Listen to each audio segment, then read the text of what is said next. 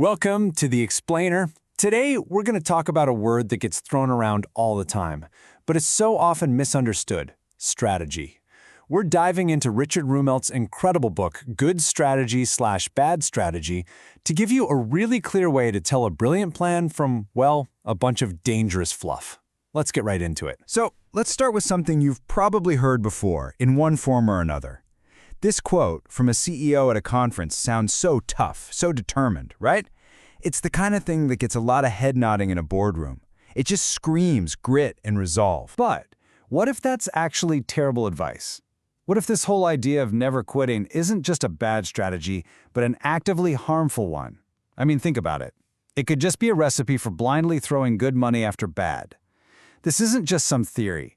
This kind of thinking can and does lead to absolute disaster. And that brings us to what the author Rumelt calls the plague of bad strategy. He argues that we've all just gotten so used to hearing vague slogans and motivational speeches passed off as a plan that we don't even blink an eye anymore. First things first, we have to clear up a massive misunderstanding. Ambition is not strategy. Just look at this. On the left, that was part of Lehman Brothers' actual plan back in 2006. Their strategy was basically just to grow by taking on riskier deals than their competitors. That's ambition.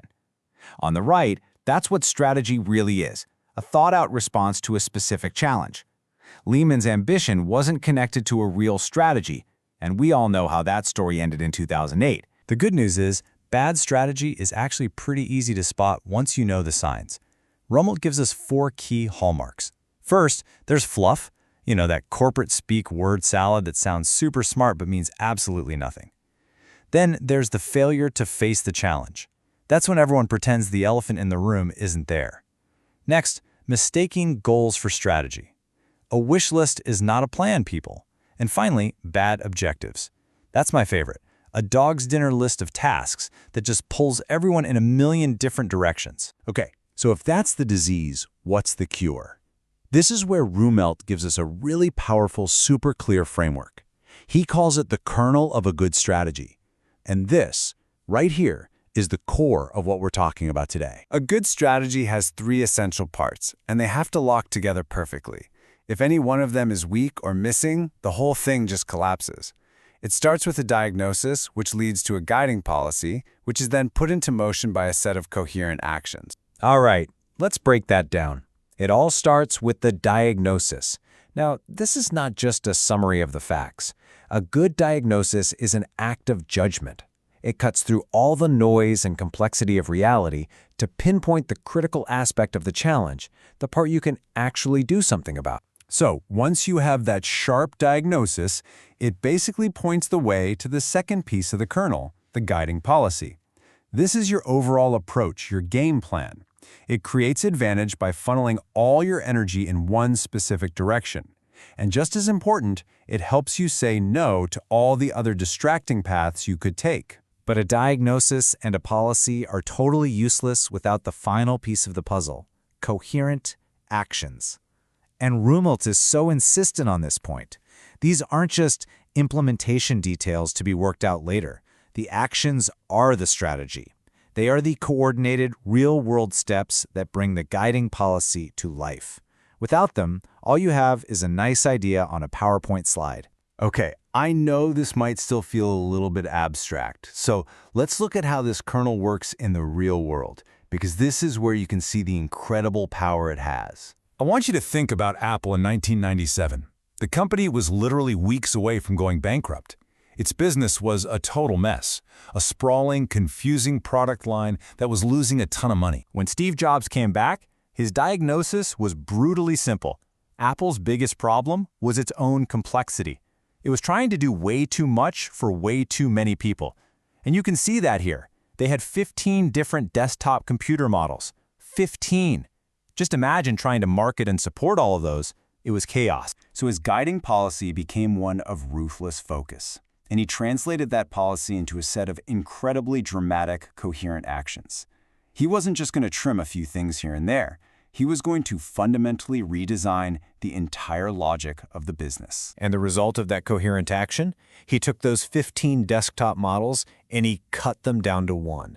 He did the same thing with peripherals, with software, with distributors. He slashed everything that wasn't core. This set of actions wasn't just implementation, it was the strategy, and it saved the company. The power of a good diagnosis can also totally reframe how we think about strength and weakness.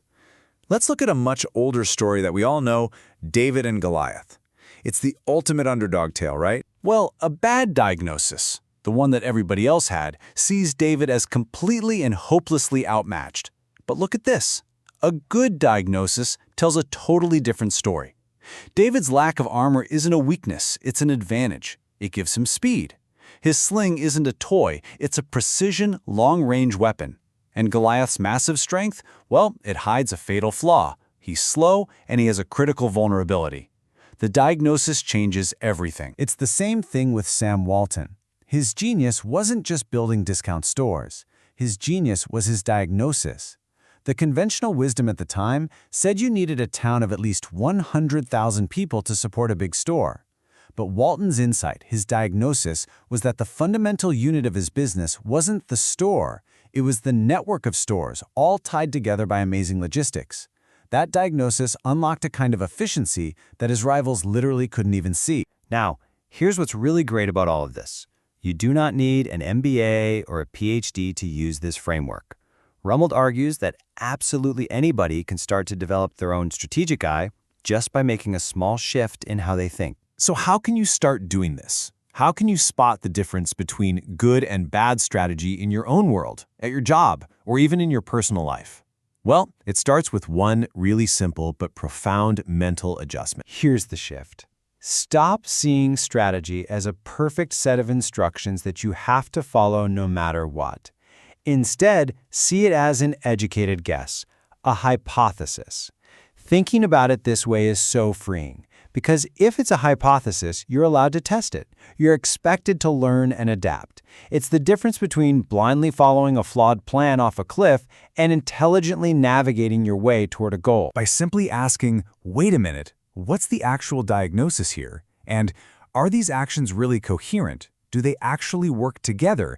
You now have the tools you need to cut through all the fluff and focus on what's really going to make a difference.